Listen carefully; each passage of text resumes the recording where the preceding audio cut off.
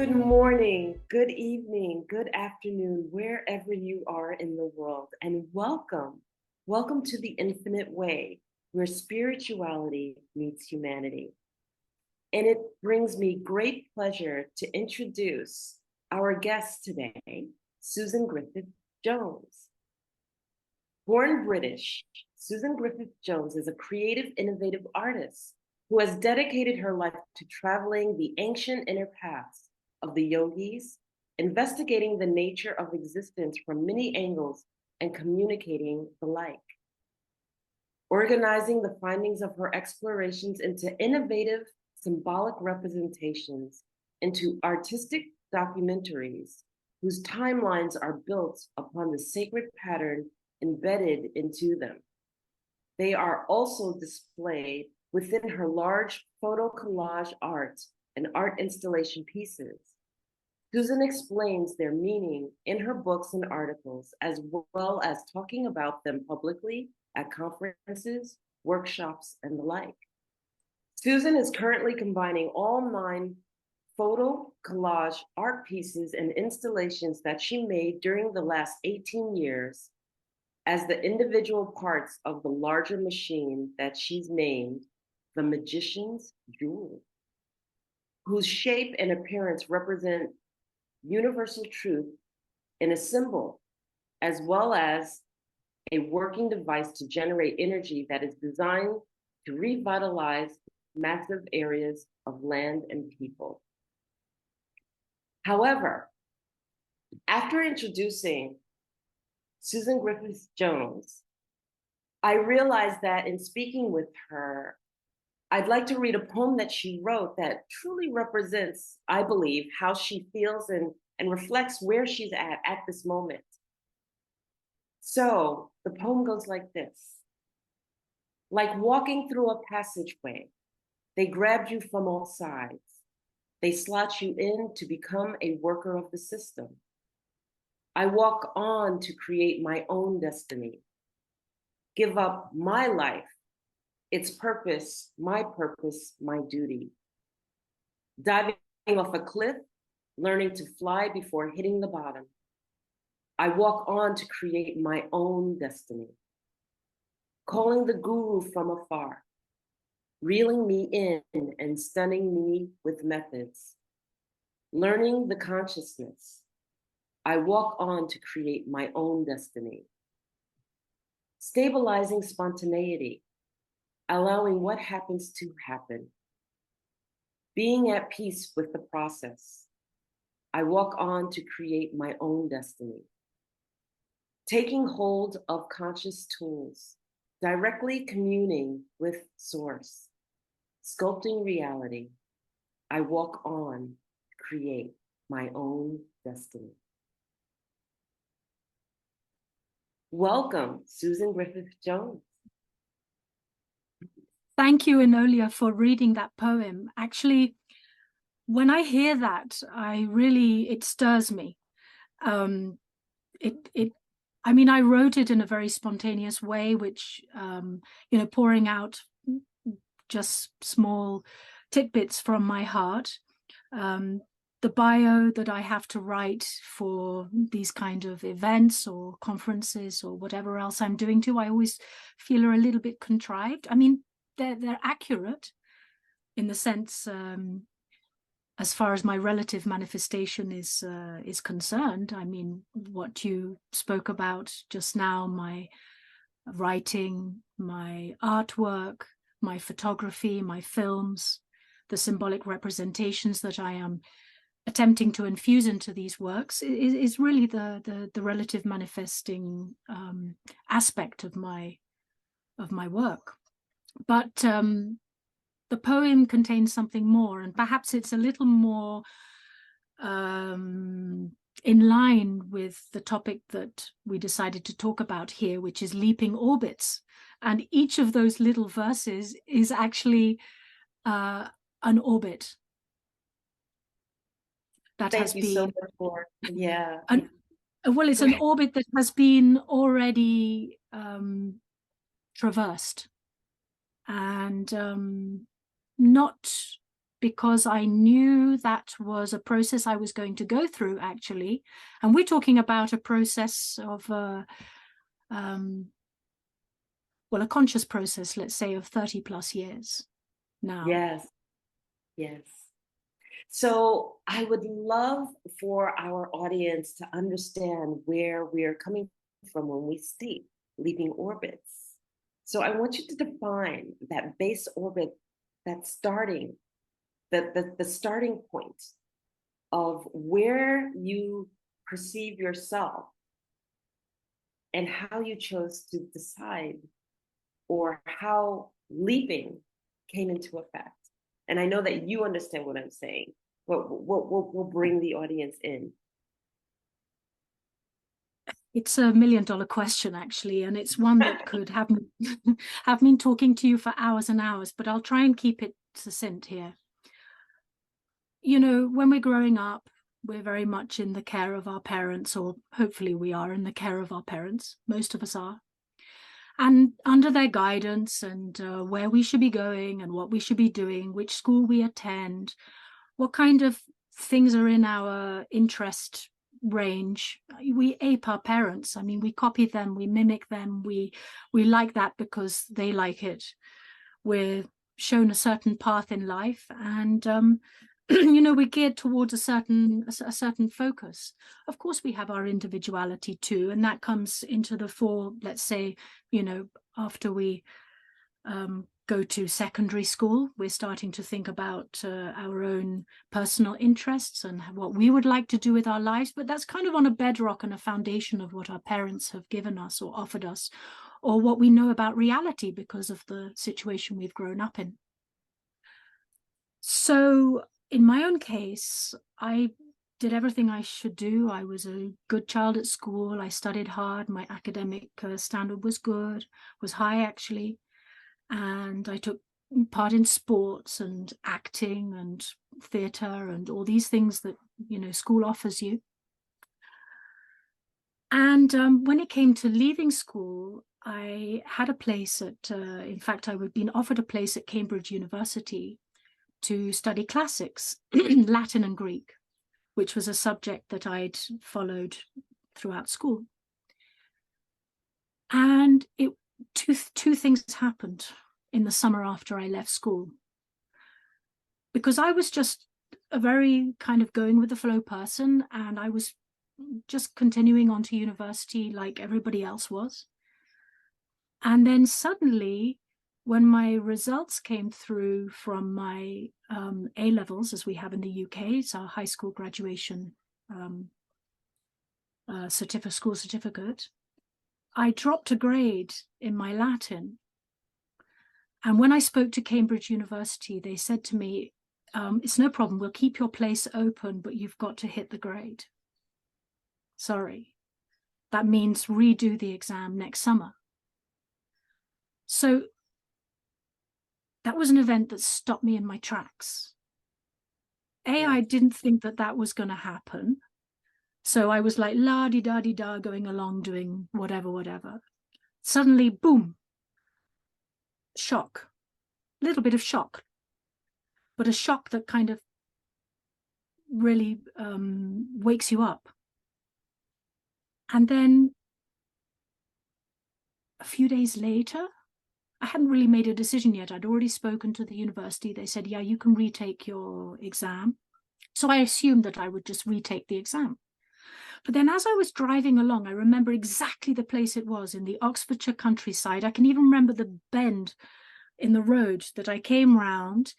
And just in that moment came this euphoric realization and understanding and feeling, and I don't know how to explain what it was, that I didn't have to do this. I was like, I don't have to do this? But what else would I do is the immediate question that comes up in my mind. And then something that I probably now, as a 50-year-old, I'm explaining, but my 18-year-old self didn't necessarily get it in that moment, or couldn't define it in that moment, was that I needed to find the truth. in inverted Mhm. commas. Whatever that truth was, I had no idea where it was, who could explain it to me, how it was, and what it was. But in that moment, I knew that neither Cambridge University nor any other university in the UK or wherever could teach me what this truth was.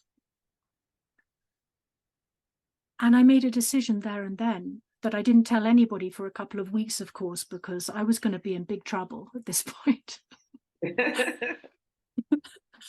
So I got my £250 out of my post office account that I'd been saving up from birthdays and Christmases. I bought myself a good pair of hiking boots and a rucksack.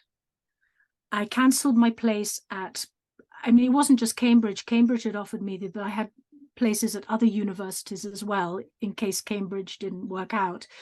Other good universities in the UK that I wrote to all of them. I cancelled everything. And I bought myself a bus ticket from London, London Victoria Station to the port of Calais in France, just across the English Channel. Did I know where I was going? Nope. The only thing I knew, that when I asked myself that question, where do I go to find this truth? It said, or it, I'm calling it, myself, I suppose, in my higher sense Art's of being. calling. Whatever you want to call it, it doesn't matter. Yes. Said that just go, look left, look right each day of your life, follow the road, and you will find it. That's all I knew. So when I look at it now, when I look back at it now, having been through 32 years of experience and traveling and all the rest of it, there was a leap in orbit in that moment, because the karma, let's call it karma, to just go through my life and do, I'm not saying it's wrong to go on to university, not at all, not at all. It was just my karmic imprint. The other thing, I just forget one crucial point and one crucial bit of information that I received in that moment. And that was, this is your last chance to get out. If you don't get out now, you never will. And that So I is think so profound. that was a big push. That in Yes. itself was a big push. But honestly speaking, whatever was going on in my heart, you know, I'm touching my heart here because it really did come from my heart, was stronger than the force of the karma or the force of the path to take me on further on the route that had been prepared for me. You know, I'd been grooved in this channel to do this, to do that, to go and Yes. study classics, to go on to become a lawyer, or to walk the high courts of London as a barrister, or Yes. whatever, however it could have panned out in that parallel universe. But this was a leap. This was a leap in orbit, because it took me off a path that I was very much and very much committed to as well. It Yes. took me onto that, and it took me onto a completely, I mean, it took me into a zone where actually I had no idea where I was anymore. I mean, I Yeah. jumped And I'm out going of. to hold you right there. I'm going to hold you right there because I really want the audience to understand, because we all have these moments, but most of us ignore them. Most Mhm. of us go through life going, there's no way that I want to face the discourse of the relationships that I have with the decision that I've made if I choose to make that decision. Most of us will go, but I can't answer all of the questions that I'm going to be asked. How am I going to make money? How am I going to live? What am I going to do with my future? Where are you going to go? How can you go without a plan? Oh, you're a woman. You can't go by yourself. I can list the litany of things. And then those of us who elect to go and ignore what I would call that moment for you, my heart's calling, internal source coming to me. I feel it through and through within my whole body. I know that I'm supposed to do this. And then there's the human reality that I'm facing all around me, and I ignore it.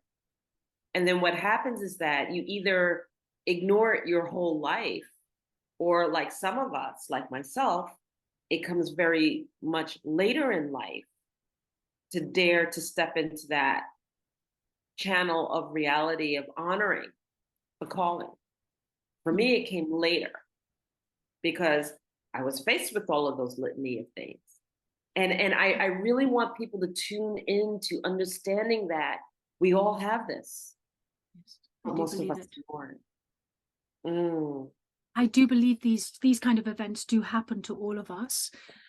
And in fact, I mean, the backlash that I got after that, so I organized everything first, and then I told them. It yeah, sounds like the opposition. They were not my opposition. Actually, being a parent now and understanding how you're looking at your 18-year-old, 20-year-old, 25-year-old, then of course it's only with the best kind of wish that they're going to use their potential and get the most out of life.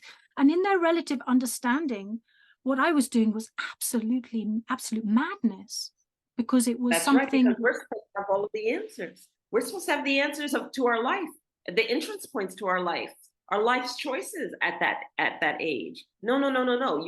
You're groomed to stay the course and make the decision and show that you can financially support yourself and show this and show that. Yes. Within these parameters, you're allowed to Yeah. go that side or this side, but not, hell forbid, or, or heaven forbid, go completely like open space. I mean, what I Yeah. did was I pierced the bubble, because I'd grown up in a bubble. I mean, we all grow up in our own We bubble, all the grow up bubble, in a bubble. Yes. whichever social bubble or cultural bubble or whatever, we grow up in the bubble and we stay in that bubble and we float around in that bubble, allowing certain bubbles to come. And then, when you burst the bubble and you say, I am going to do something that is like completely outside of anything that any of us in this bubble know about, it's very, very, I think it's harder for the others who were assuming that this parental role on you, because they feel like they've completely failed in their role. It's like, she's gone off the tracks. Right. Right. She's gone Right. mad. She's gone crazy. She's gone, she's lost it. She's Yes. whatever. Whereas Yes. I remember that moment of elation when I told them all. There was a family dinner. All of them, it was like a perfect occasion. All of them were gathered, the main ones anyway, were all gathered around that table. And I made this announcement in the middle of the dinner. And my heart was singing, was laughing, the joy that was in me, the bursting, the bliss, the feeling of just like, I've done it. I've done it. And then, of course, 2 minutes of silence, and there everybody, and they took me outside one by one, and they talked to me one by one. What are you doing? And what do you think you're doing? We're not going to fund this nonsense, blah, blah, blah, all the rest of it. Where are you going? I was like, I don't know, like elated. What are you going to do? I don't know. Like, again, these were superfluous questions. I was just going to go and do it. Whatever it was, I'd go and do it. And Exactly. this was amazing. Actually, I have to say, though, when I landed at Calais in France, it was, I think for the first few days, it was, I had very limited funds. By this point, I probably had £200 left of my 250 after buying or probably less than that, 180. And, so I had to stay in the cheapest places I could find and da, da, da, da, da. Anyway, those are all details of how the story panned out from that moment on. But really, that was the moment, I would say, that I took my first leap. It was conscious. I didn't call it a leaping orbit at that time, but it was a time that I left that behind and I moved into another space. But then again, I want to clarify leaving that behind, because actually I was not running away from anything. I was Right. But moving towards. I dare say that was the first marked time that you acted on what spirit called in your heart. Yeah. And so this is beautiful because this truly characterizes leaping orbits. Mm. When that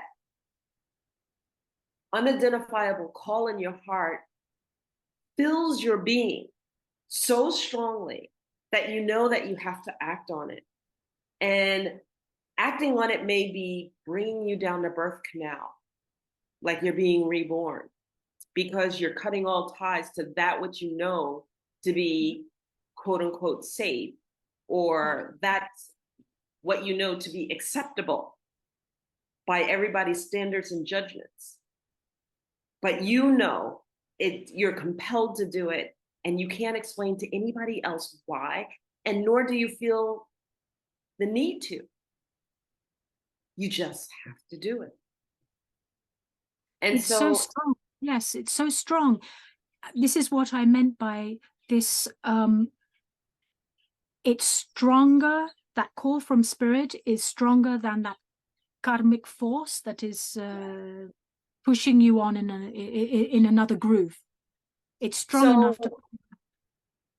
I really want to hone into you, because people don't know how beautiful you are. Such a beautiful spirit you are, and I want to hone in on it. That connection to source, that allowing for source to speak and lead you, take us in the next leap of orbit that allowed the unfolding of where source directed you, and how that Well, became the guiding light in your life. truly and honestly, I think there were a number of them that I also didn't act on in between. Okay. Because aged, I think in fact it was on this same journey. I said to myself, I will travel until I run out of money, then I need to work. Yeah. Wherever I end up, I'll work. So unconsciously or subconsciously or even consciously, I made a beeline towards Italy. And I remember a very important conversation that I had on the train with a British lady, in fact, going through the mountains from Switzerland and into northern Italy. Interestingly, the weather on one side was snowing, cold, and blizzards, like blizzards of snow. And on the other side, when we came out of the tunnel, it was about a 10-minute tunnel. It was beautiful blue sky and sunny and everything else. It's interesting that weather shift having gone through this tunnel. Again, there's a tunnel. This is a conversation I'm having in a tunnel between Switzerland and Italy. And this 26, I was 18 and she was 26 years old. She's British. And she told me that she had just come back from Nepal. And she had been trekking out in the mountains in Nepal. And she said, you would love it there. And I was like, wow, I want to go to Nepal more than anything else. I'll stay a bit in Italy. I'll earn a bit of money. I'll get enough for the ticket and I'll go to Nepal. Totally like set on it. Like, I'm going to do this. But then, of course, Italy got in the way. And living in Italy was lovely. I mean, I did menial jobs. I was washing dishes. I was looking after kids. I'm not saying they're menial jobs any worse or better. They earned me my money. And they were in themselves a learning curve that I needed to go through at that time. And in fact, one of the best job situations I think I've ever been in any part of my life was this one restaurant that I worked in that was run by a family. And before we started our shift, everybody would sit down at a big long table from the grandmother to the youngest ones. And we'd have a 3-course meal, typical Italian style. All of us, maybe 20 of us, were sitting at this long table, just all eating together. Then we go out into our shift, we do the work. Then there was this kind of beautiful connection between anyway, I'm going off track here. I just wanted to say the sort of jobs I ended up in, I actually really enjoyed them. I loved them. So just hold the you should go to Nepal, you would love it. She gave me, in the form of this 26-year-old British woman, gave me an instruction that I knew in that moment was, yes, I want it. I'm going to do that. But then I got lost in the other things going on, and it was lovely. It was fun. Life went on, and eventually I forgot about this Nepalese thing, Yes, yes. you know? And I can see how you could do that in Italy, as beautiful as it Yeah, is. of course. I I mean, of love course. Italy. It's Of gorgeous. course. I mean, Italy is so charming, and I loved it. And I went to all the museums, and I studied the art. And And the best this, food. this is where, in fact, for my relative, relative panning out of my life, this was a very, very important point, because I learned about symbol. I went to all the churches and the art galleries, and I studied the Renaissance masters. And of course, a lot of the art is infused with symbol and Yes. perspective. I couldn't tell you as much at the time, but I actually later on, I realized that my understanding of symbol came deeply from this early study that I did in Italy over a couple of years. Anyway, so shifting on, a lot of things happened. I mean, not to go into detail, we just don't have time. But eventually, I ended up in Russia, in Moscow. Wow. Wow. How did that happen? It's a very long story from events happening. Eventually, I Right. ended For in Russia. Moscow. Okay. And it was 1993. It was Perestroika. Okay. And in fact, one of the reasons I'd gone to Russia was like, wow, this looks exciting. I want to see what's going on there. Oh my gosh. And yeah, so I ended up meeting who was to become the father of my two children, not in Russia itself, but through a connection who lived in Moscow, somebody who I was at that point asking, like, okay, because it was perestroika and because I was from Western Europe, people had been asking me, please send us jeans, clothes, pens, peas in tins, tomatoes in tins, anything produce from Western Europe. And I wasn't into trading or anything, but because so many people were asking me these things, I said, what the hell, I'll set up a trading company. So I'd gone back to England. I'd been to some kind of trade shows and stuff, and I got some connections. I'd gone back to Moscow, and now I was selling little packaging machines in Moscow. Wow. Yeah, because they needed to like package their bread and their meat and their other things that had previously only been sold in markets, that they were now opening up kind of grocery stores and things like that, convenience stores. This was a new concept in the post-perestroika world in Moscow. Now, of course, it's very different there. It just looks like a Western city, but before it wasn't at all. And so I'd got into selling these packaging machines in Moscow. And during my, talks with various food companies, one lady had asked me if I knew of anybody who could send a couple of trucks of oranges. So through a contact in Moscow, I met Burinder, who we connected, and he sent me these 2 trucks of oranges from Israel. The deal went through, and then when I went back to London that summer, I would have to pick up my commission check from him in London. Anyway, so story went on. We eventually got together. He came back to Russia with me, and we were trading all over the world for the next couple of years. Now, this was my, my flirtation with money, let's call it. Okay. This whole story was my flirtation with money. I mean, we were signing $1 million deals in Russia. I was 21 years old, signing $1 million deals. We were traveling from west to east to north to south. We were living the life, so to speak. Then I got pregnant. Then I decided everything changed with my pregnancy. I suddenly decided, in fact, not suddenly, I was no longer interested in this business story anymore. Just dropped away like off me like a, before I was kind of like quite the aggressive little, dealer wheeler. Yes, yes. This has just dropped away. I was just no longer interested. I'm just no longer interested. Anyway, we had been a team, and a team needs to work together, right? And one member of the team drops off, then what do? It's no longer a team. So things Right. started to go downhill. It wasn't the kids' fault. I'm not saying that, because after 1 year, another one came. So I had to. Yes. So by this point, we've set up a little business in the UK that is bringing in, now the other way around, exporting items from Russia, like these little wooden cabins from northern Russia, beautiful little wooden cabins, into the UK.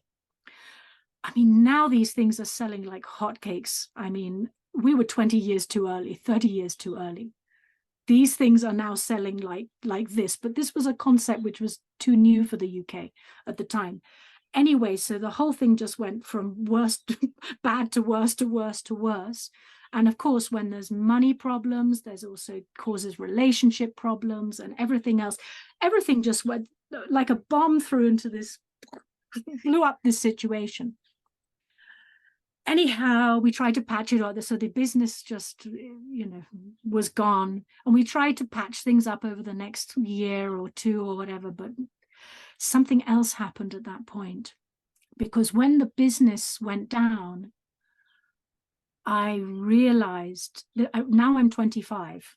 So we've jumped from 18 to 25 with a few examples in between. I realized that it's not quite exactly what I'd done, but a quote we all know, sold my soul to the devil.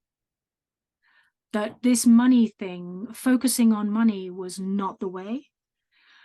I had gone through the highs and the lows of it. I've seen the whole thing panoramically.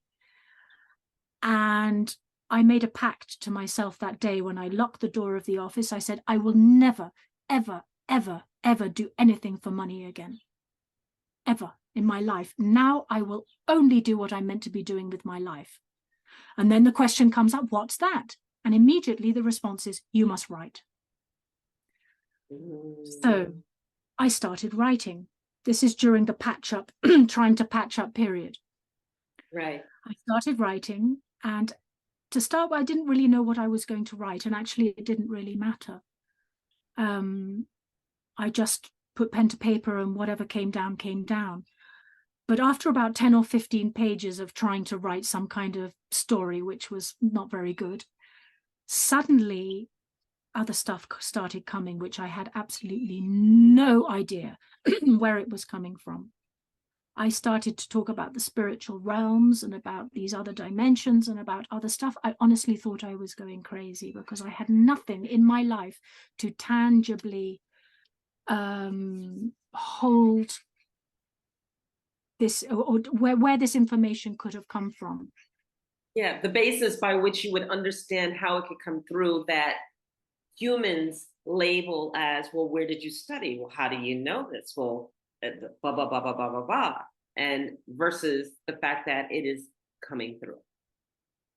And even worse than that was that I had nobody to go to ask for help as to what is going on.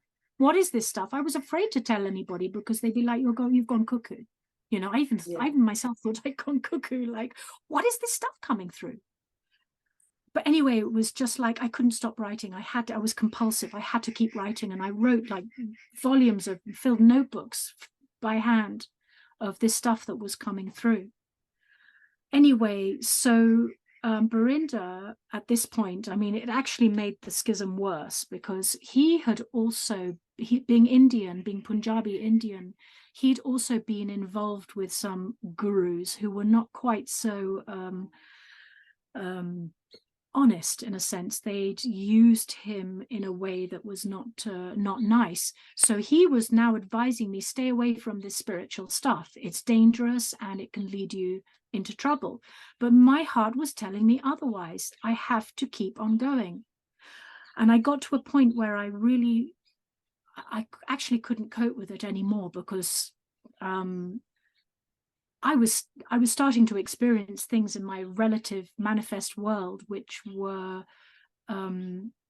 just a little frightening. It was like I just couldn't cope with it anymore. And I was like, I remember that day. Now, this is the important moment that I called out. I was lying on my back on the grass in the summertime, and I called out into the space. I said, Guru, Guru, teacher, teacher, where are you? I cannot go on like this anymore. For God's sake, please help me. Please, wherever you are, whoever you are, I don't know who you are. I don't know where you are. I have no idea, but please, please help me, help me, help me, help me. This was a calling that was coming again, deep, deep from within the heart. Like, I really need help now. Anyway, again, the process, relative manifestation, takes time to process. It's not, well, it can be, but it's, a bit of time. And it happened the night, actually, when I did finally leave Burinda, which again was not an easy, it wasn't a black and white thing. Like, the ending of a relationship is not, your hearts are bonded, but somehow your relative manifestation is not gliding along together anymore. And this has to be acknowledged, or it doesn't always get acknowledged. But so in the end, I said, I know I have to leave. The only way that this is now the leaping of the orbit, by the way. I have to leave this relationship in order for this next step of what I am wishing with my heart to happens. Yeah. So after I left him that night, I remember lying in bed that night at the one of the spare room of a family member, 2 kids, one on this side, one on this side. They were still very little, like 3 and 4 or something. And I'm looking up at the ceiling, and I'm going, where do I go? Where do I go? And what do I do? So in a sense, I am asking the questions, and I am asking for the help. I have no idea who I'm asking to or what I'm asking to, but the knowing is so strong that I do need to ask. So it's not like I've got some definitive picture of a god or a helper or a human or anybody in my mind. I'm just putting it out there. I'm going to pause you right there, because I just, it's so funny. I'm sitting here listening to your story, and I'm thinking about moments in my life. And I actually came to a precipice of that category also, where for me, it was like, I need to know my traditions. I need a teacher. I need an elder. I need somebody come into my life and work with me, and remembering that I had a moment like that where I was calling out, going, where's my teacher? Help me find my teacher. I need to find that person in my life, of which life unveils, and that leap forward comes. And I'm sharing this because I want our audience to understand the parallels that this happens in many people's lives. We don't talk about it. We don't talk about it. So please continue. And well, it's a kind of, I was in a very kind of humbling position at that moment, because I was in a space where I didn't quite know what was going to happen next. I've left that behind, that I've invested a lot of time in and energy in, but I know that I've got to leave that behind. And now it's like crossing the English Channel again. I'm now in Calais. Like, where do I go? What do I do? Yes. And now the information comes. So that night I had a dream. And in the morning, I'm still reciting on my lips, Annapurna, Annapurna, Annapurna. And I'm like, Annapurna, what the hell's that mean? And so I looked it up. I went to the library, in fact, to look it up, because in those days you didn't have computers hanging around the house that you could just, Google it. Yeah. I went to the library and I looked it up, and Annapurna is in central Nepal. And then I'm like, it clicks. Years have gone by now since the go to Nepal instruction came. And I'm like, oh, okay, this time I am going to Nepal. Nothing is going to stop me on earth. Anyway, so by hook or by crook, it's a beautiful story, but not to be told in this moment because it'll take up so much time. I ended up moving to Nepal by the end of that year and taking my 2 kids with me. And within the next few months, I'd met this very, very high master of the Tibetan Buddhist tradition, who himself is a, I don't know, master of masters, they call him, because he's one of the elders, yeah? Like you're talking Yes. about, he's one of the elders, actually, the tradition, old school, one of the really very, very capable, anyway, I could go on praising him forever. Really very great master. And that was it. Everything changed from that moment on. There was, of course, the question of finances, because in order to, let's say, follow a spiritual path all the time, I'm not talking about just in the evenings or the weekends. Okay, you can have a normal job and follow a spiritual path, but what I'm talking about is actually physically going into the study of it, conducting long retreats where I be for 3 months, Yes. in my room, blah blah blah. This needs space, time, all the rest of it.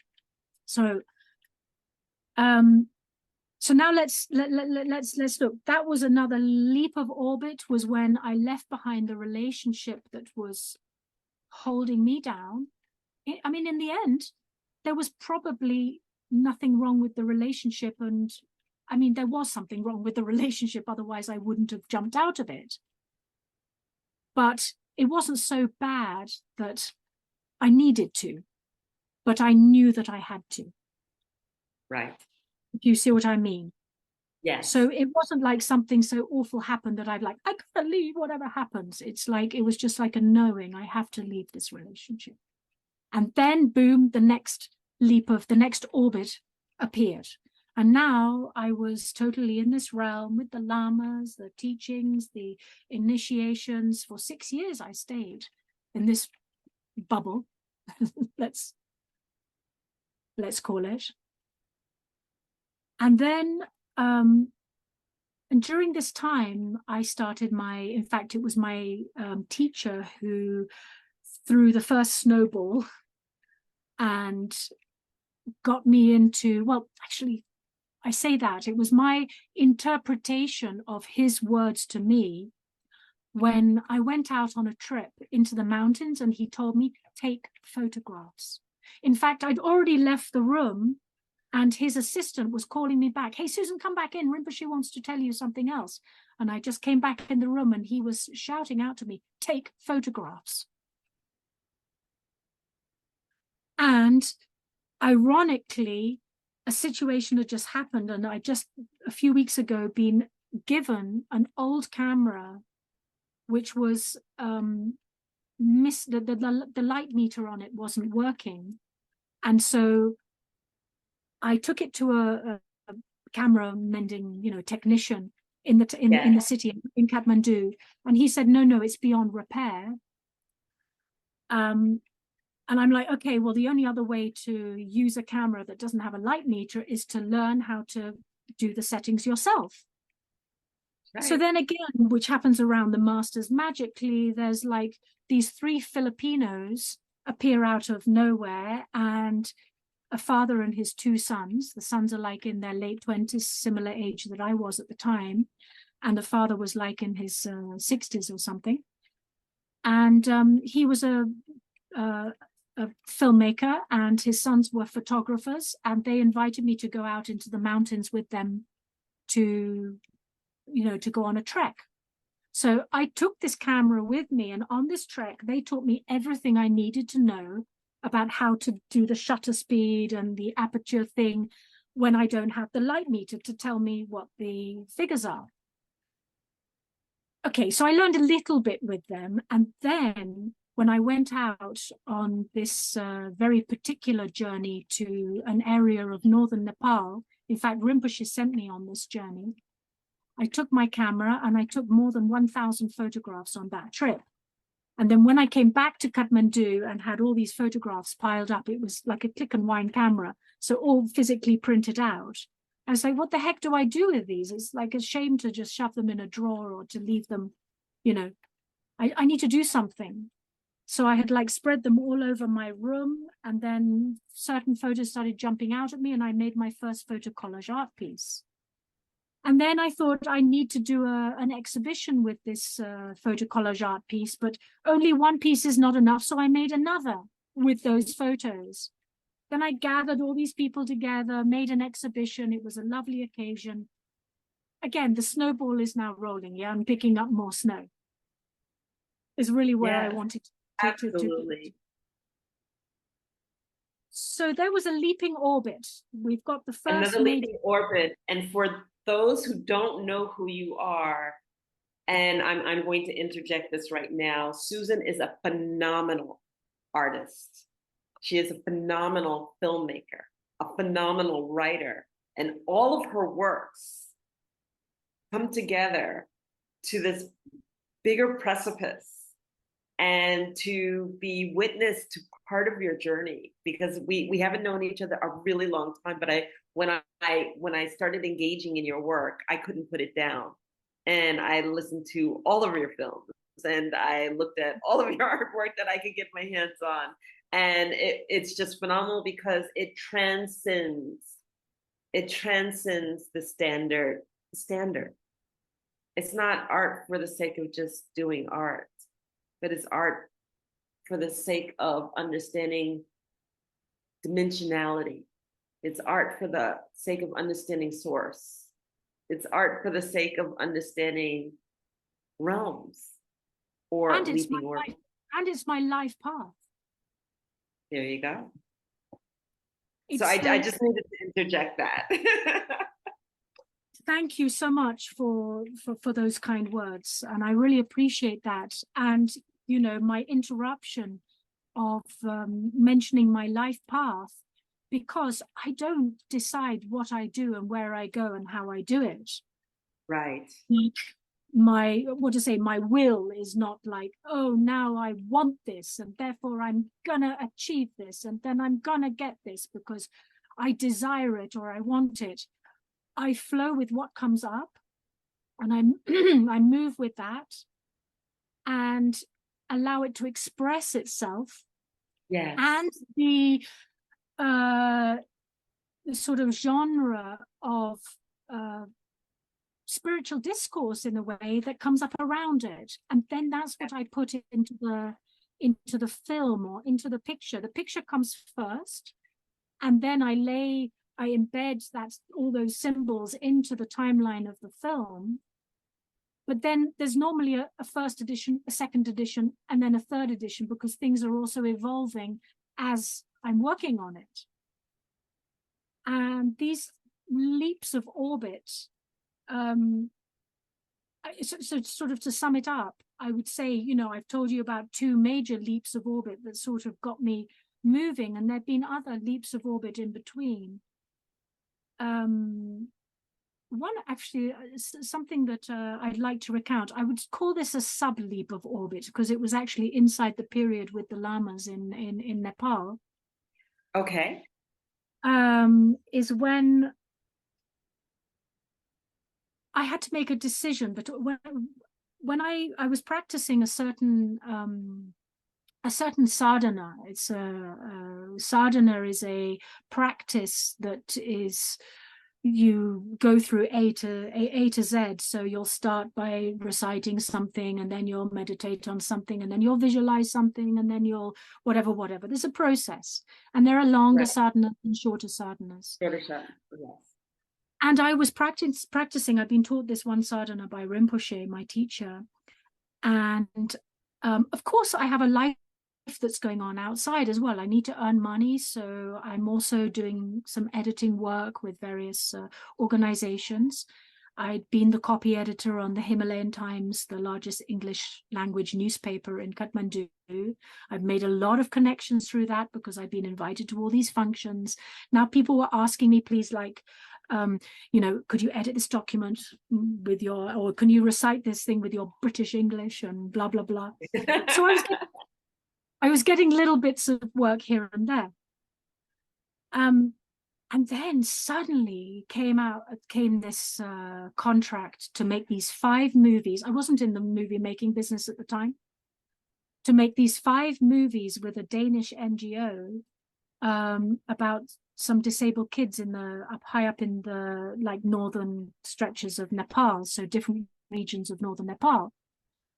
And it was like, I don't know, I was going to get like $5,000 or something for this, which was a massive amount of money for me to live in Nepal and to keep on living for a long time and just doing what I'm doing. It was plenty enough to stay there. And so I was like, wow, great, fantastic. And in fact, one day during this time, I went to meet Rinpoche and, you know, just, oh, hello, how are you kind of thing. And he looks at me, goes, have you done the retreat for this particular sadhana that I'm practicing? And I'm like, oh, here we go. Because have you done the retreat for means do the retreat for. Yeah. He's never going to tell me do it. It's not going to be like, you have to do this now. It's like, have you done the... And this retreat takes more than 3 months to complete. And I'm going to have to sit in my room for 3 months and do this. And I knew it was coming, kind of.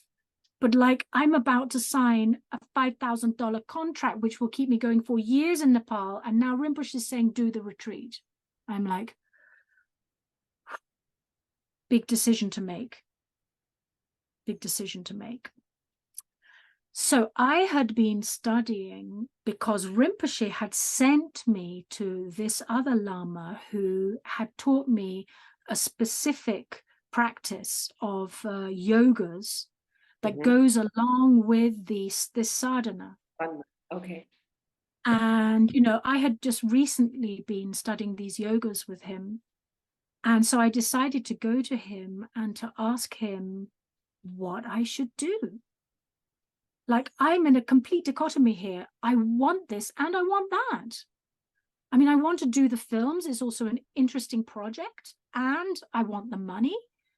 And I want to do the retreat. But, you know, you can't have your cake and eat it. It's like, what do I do? Right.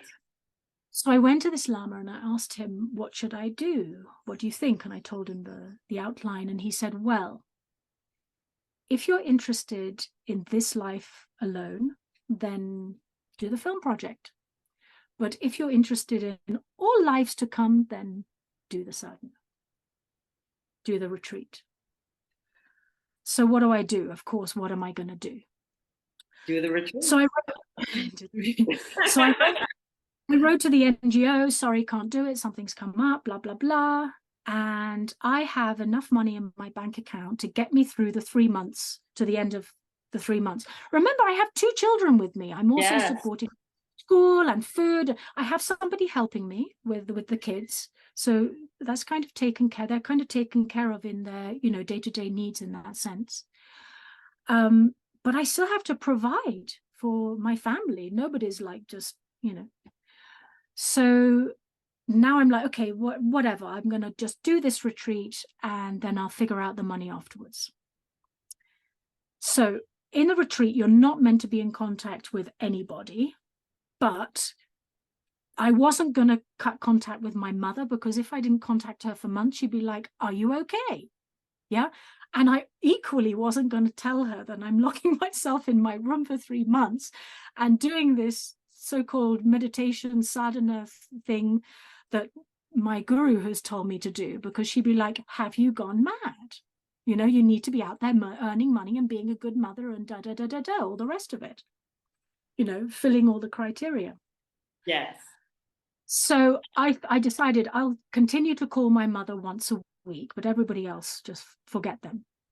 So on the first week during my retreat, I called my mother and she was unusually excited. She was like, oh, hello, darling, how are you? And all the rest of it. And I've made a decision. I'm like, okay. She said, well, you know, I got that little bit of money through from her stepfather had left her a little inheritance. I got a little bit of money through from my stepfather. And you know what? I'm going to send you £200 a month just to help you with all your expenses and everything else. Now, £200 a month was exactly, not more, not less, the amount of money that my expenses were, like my apartment, the school fees, the woman to help me with the kids, the rent, the food, everything. I mean, it was super cheap in Nepal in those days. £200 I could survive on. For the next 5 years, my mother sent me £200 a month. Wow. That, Wow. so that's the lesson. That's the lesson. I didn't run after the money. I did what I felt was right, and the money came to me. Thank you. I don't know what, I can't do it in my head what 2,000 is times however long, 5 years, but it was probably more than $5,000 in the end. But it was, do you understand, the money that I Yes, I need? do. Because what happens, I always like to call it this way, when we do what we're called to do, then money ends up being the byproduct of what we're supposed to do anyway. It comes to you one way or another. But First, you because have to make the decision. exactly, exactly. And then, some people would call it poverty consciousness, in the respect that I have to do this. I can't. I have my kids. I have this. I have that. How is it? It's not fast enough. It's not enough. I need more than enough. I need. And we just have to sit still, and we just have to allow. And then gratitude when it comes, because a lot of times the things that we ask for come and we don't even acknowledge it. We don't acknowledge it because we're already in reactionary mode beyond the moment that we've asked. And so I truly love that. I love that. That was such a big lesson to me. I cannot tell you. It was such a big lesson. I had made this major move. I had just trusted it through, and boom. Boom. And I have to add that since that moment, and this was now more than 20 years ago, I have never had to ever think where money is coming from again. Ever. Never. Beautiful. Never. So this was such a huge lesson for me. Yes. And I think we're going to end it on this note, because that is such a profound lesson that I want our audience to embrace.